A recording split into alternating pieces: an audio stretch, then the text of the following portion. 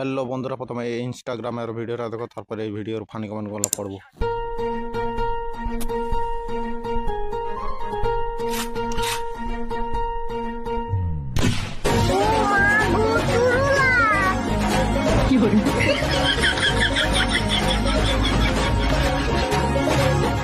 तो चलिए शुरू करते हैं। আমি আমার চক্ষু দান করতে চাই, পৃথিবীতে আমার আর কিছু দেখার বাকি নাই।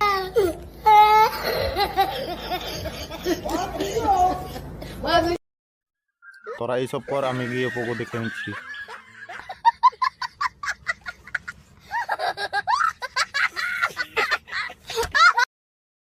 এখনকার সব গাঁড় পাকা বাচ্চা, কেউ আমাকে বিষ দে ভাই।